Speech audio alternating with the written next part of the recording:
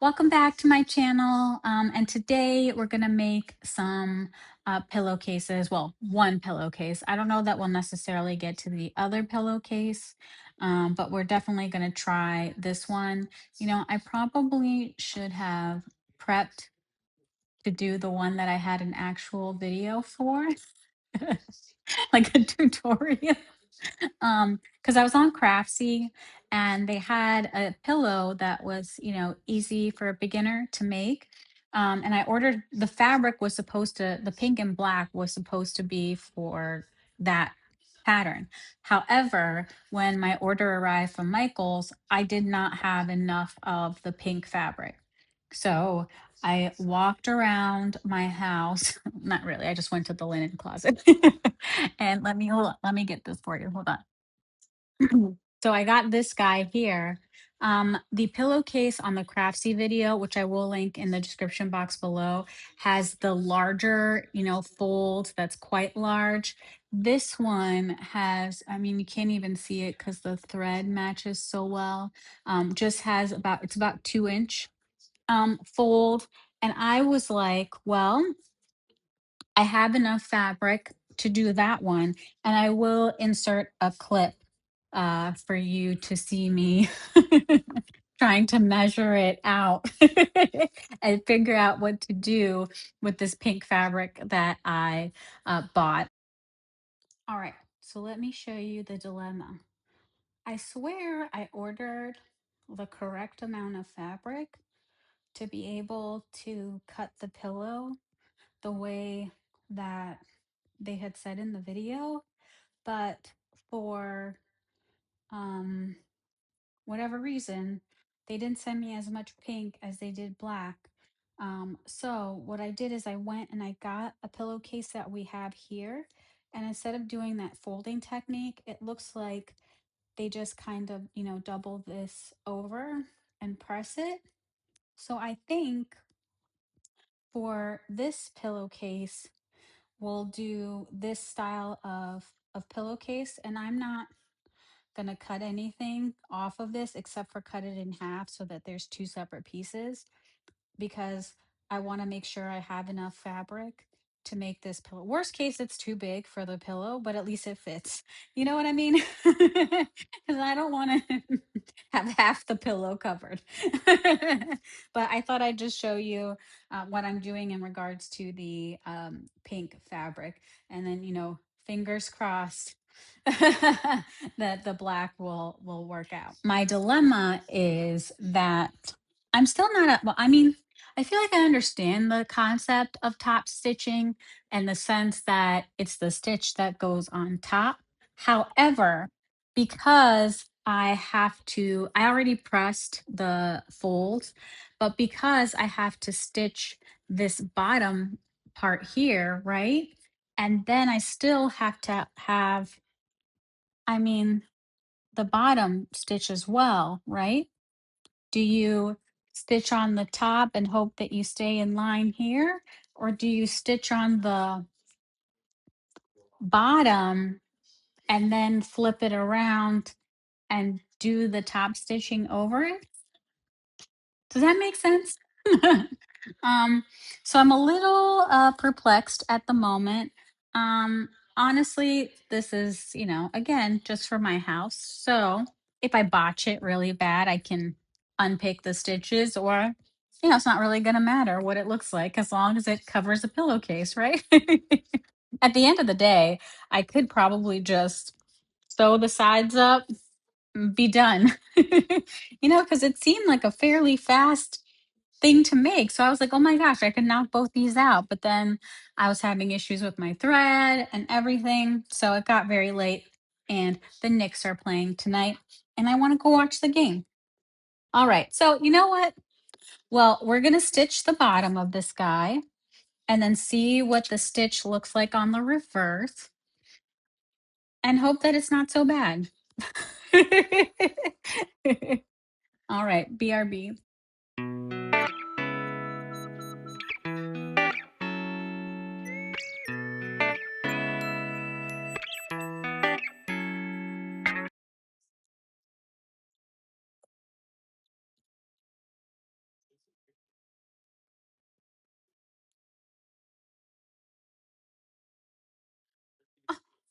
Hey, she's not so bad.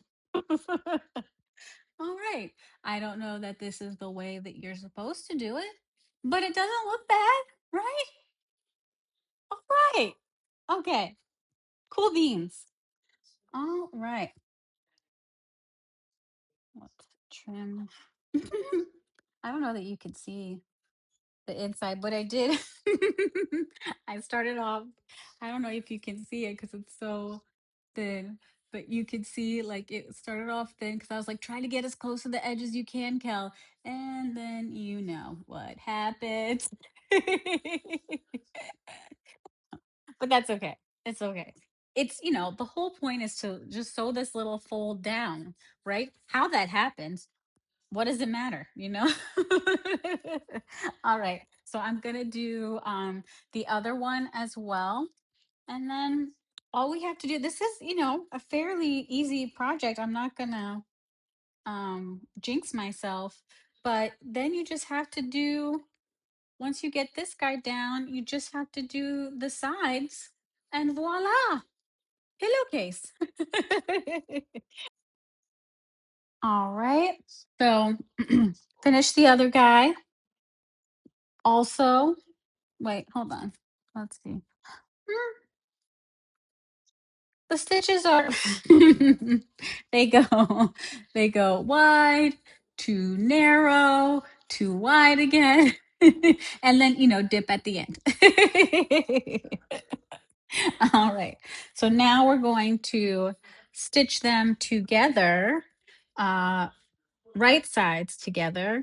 I'm going to use the Craftsy measurement, which was 1/2 inch seam for them. And then I will be right back. You just do that all the way around. And then we'll have a pillowcase. Oh, wait, we do have to finish our seams as well. And now that I know how to use my overlocking foot, I can actually do that and not use my pinking shears. um, I can do that.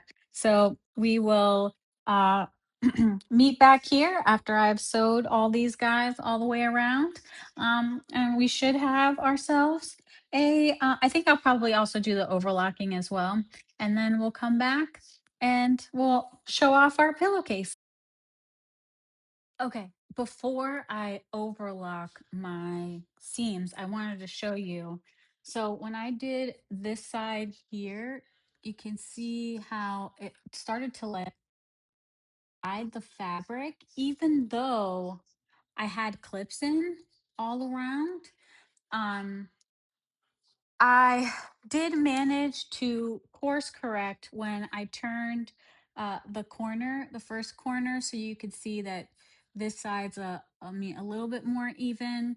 But I had the most success on, whoops, the last side that I did. The fabric stayed flat. I figured out, I was trying to hold both sides of the fabric when I first sewed it. And so I realized that I'll be honest, my other machine did not sew straight. Like I think I've realized that now. Now that I have Miss Priscilla, this machine's so straight without me messing with it too much. And so that's what I kind of learned on the side that I did the best job on, that I just need to let her do her thing, and just like gently kind of like guide the fabric. And I did a lot better on this side. So I just wanted to show you guys that before I went ahead and finished the seams. BRB. We run into some problems. So I don't know why, but she keeps like just undoing the top thread as I go. She's done it about 3 times. We made it through this side, whole side here. I got through here. She died, I don't know, she died around here somewhere. We picked up, but then we only made it there until she died again. So I don't know if it's something that I'm doing, which is a possibility. um, uh or if it's, I don't know what it is, to be honest. If you know, please below. But because it's a pillow for me and no one else, get the trusty bacon shears. And we can finish this up that way. No sense in giving yourself, making yourself all stressed out and upset over something that is easily fixed.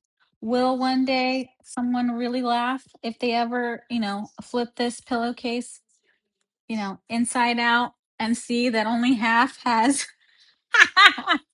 has the overlocking stitch? Sure. Will it hopefully give them a chuckle? Let's hope, you know? All right. So to recap, we have one side that has been overlocked and one side that we sliced up. But as I always say, do we have a pillowcase? Yes, we do. I am very proud of myself. Sorry, I keep wanting to clean the desk. Like, I watched a video of a girl who was like, when you sew, you're always covered in threads. And I was like, oh my God, like it really is true. But let me get a pillow so we can test this bad boy out. All right, be right back.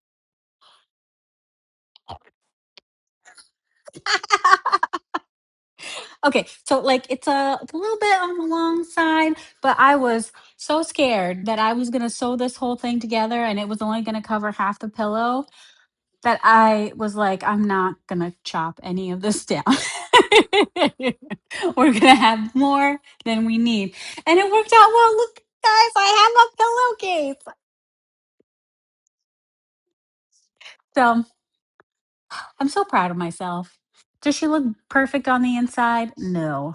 But she's pretty on the outside, and that's all that matters because no one's going to know, just me and you. That's it. Those are the only people that are going to know about all my little boo boos on the inside. But shh, don't tell anyone. As far as anyone's concerned, she's perfect.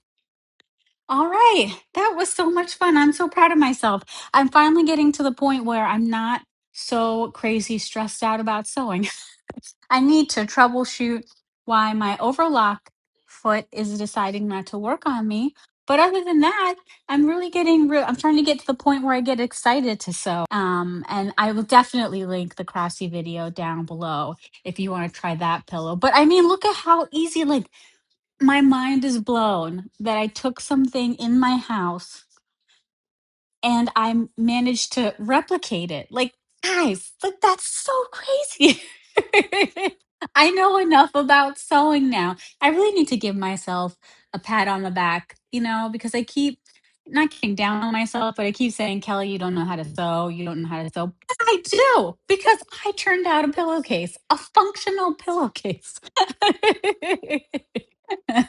So I'm very proud of myself. What is it called? Is it called self drafting? Is that what I just did? Like crazily on, on a whim? Well, oh my goodness. Sorry, guys. I'm just so excited and so proud of myself. I actually ran into the office where my husband's drawing and showed off my pillowcase.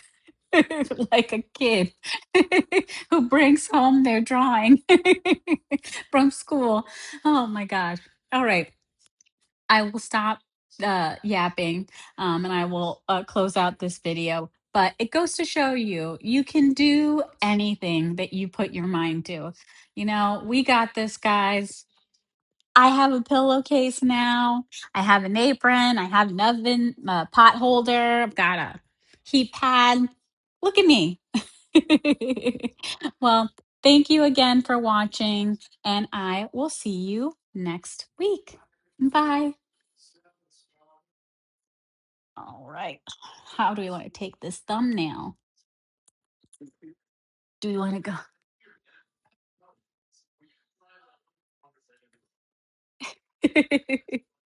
Or what do we want to do? Do you want to do?